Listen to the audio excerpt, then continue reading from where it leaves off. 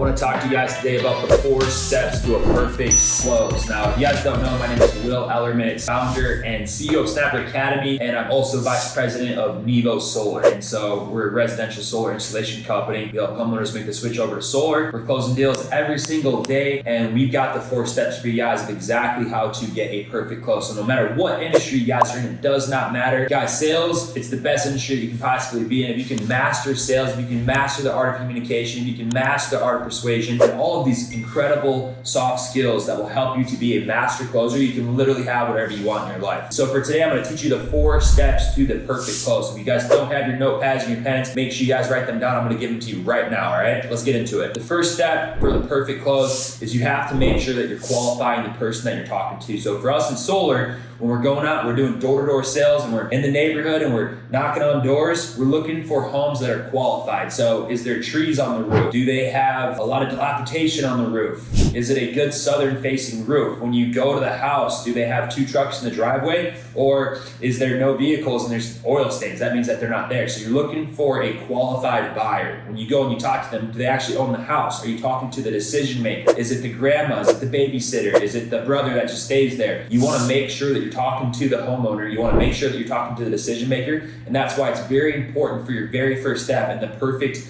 4 steps to a close, that you're making sure that you're actually talking to somebody that can make a decision, somebody that can actually be a sale, right? Somebody that you can actually serve. And that way you're not just wasting time talking to somebody that actually can't make a decision. So that's our first step to the 4 steps to the perfect close, and that's making sure that you're talking to somebody that's qualified. Now the second step, this one's probably my favorite, it's building rapport. So I think a lot of times people will just go right into it. They're just trying to close the deal down. They're trying to teach them about what they're doing, but you haven't built rapport with the person yet, right? They don't know who you are. They don't know why you're there, and maybe they don't even like you. And as we all know, you have to have people like you. They have to trust you. They have to know a little bit about you. And so you have to build some rapport. So talk about things that are not just you educating them on whatever it is that your service or your product is, right?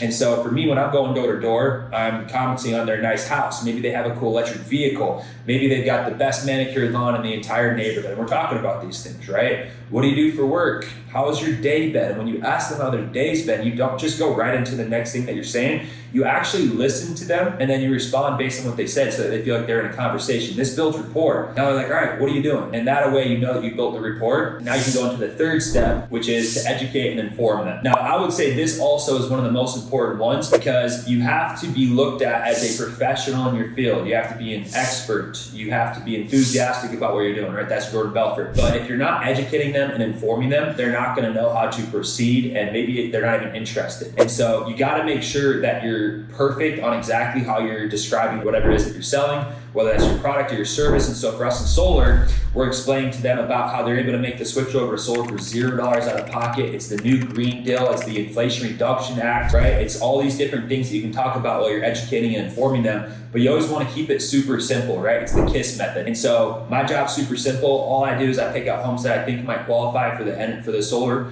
And basically what we do is we just take a picture of the meter. I need to look at your electric bill and make sure that it's even a good fit for you guys because it might not be, right? That's a pullback. But from there, we just really want to make sure that we're educating them on exactly what's going to happen and kind of paint the picture for them of, my engineer, he's going to basically put a design together. He's going to show you guys where the panels would go on the roof. He's going to show you guys exactly how to qualify for the program. He's going to show you guys all the numbers and the ITC federal tax credit where you guys are basically getting part of the system covered from the federal government because they need a certain amount of homes to go solar by the end of the decade.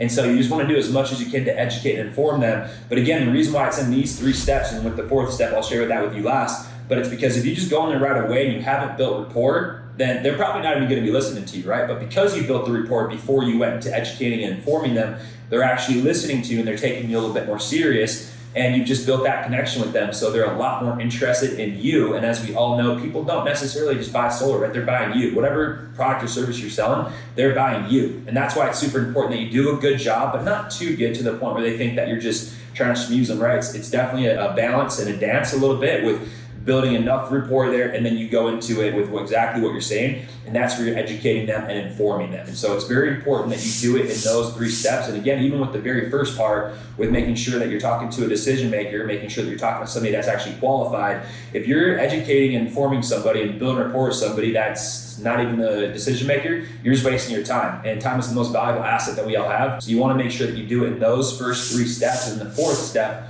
once you've gotten in front of the qualified decision maker and you've built the rapport and you've educated them and you've informed them on exactly what's going on, now it's time for the close. Versus somebody that just goes in there for the close right away. You're trying to pull the utility bill right away. You're trying to set the appointment right away. You're trying to get him home right away. They're like, dude, I don't even know what you're doing here. I don't know who you are. I don't even maybe like you because you haven't built that rapport with me. And again, maybe they're not even the decision maker, right? So it's important that you do it in those 4 steps. And now the final part, to close, this is the most important part. This is where you're putting the nail in the hammer, right? And you're making sure that you're closing down the deal. Now, in solar, we have several different types of closes, right? You've got the first close, which is the set. And you got the second close where the engineer, the solar professional, the solar engineer, the closer, goes in home and closes the deal down. A lot of us, we're setting appointments, and so it's very important that we know these 4 steps and that we understand that our job is most likely the most important job in the entire process, because if we don't get that appointment, we're not going to get the close and we're not going to get the glass on roof and we're not going to get paid. And so when you're doing this first close as you're setting the appointment, you want to make sure that you're doing the 2-option close. And so if the homeowner is trying to figure out what time, it's like, all right, we can either meet at 3:30 or we can meet at 4:45. One thing in there too is if you guys pick like specific times, like I've got a 3:55 and I've got like a 4:25. You want to make it those like kind of like weird off like specific times, and that way they're like right waiting for you right there at like 4:55 or 5:25, right? Versus just saying like 5:30 or like on the hour at 6 o'clock.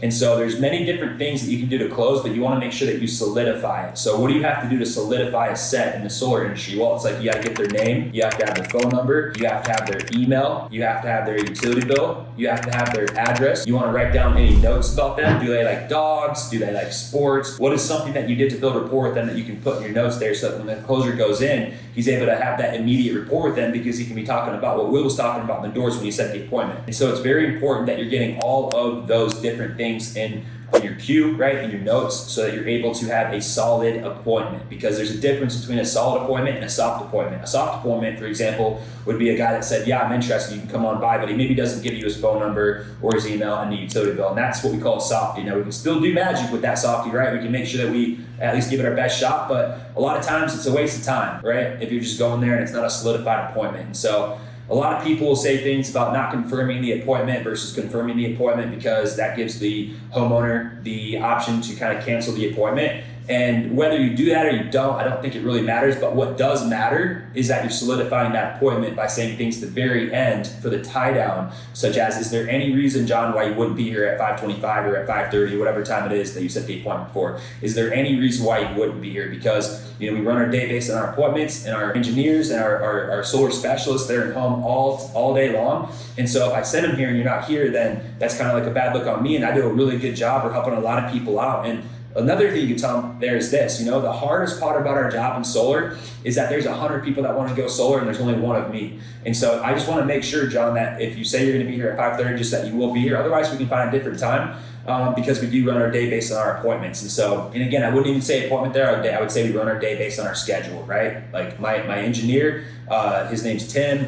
He's in home 6, 7, 8 times a day. And so it's just very important that if he does come here, that you're here. And so you don't want to hit it too hard, but you want to hit it just hard enough so that you can gauge whether they're really going to be there. And if they're going to be there, you can tell, right? They're like, yeah, well, I'm going to be there for sure. I'm looking forward to it, right? And the last thing I would say there is just, if you have any questions, I want you to write them down. Your job when the solar specialist comes by is to make sure that you just ask them as many questions as possible, get your PhD in solar, and kind of get them hyped up. You're giving them a little bit of homework, and now they're going back and they're thinking about all the questions they have about the warranties or the roof or maybe the permits, or like maybe they think you still have to like pay money out of pocket to go solar. All these different questions they can ask. And it's very important that as us setting on the doors, that we're not, this is a huge mindset shift, guys. You're not selling solar, you're selling the appointment.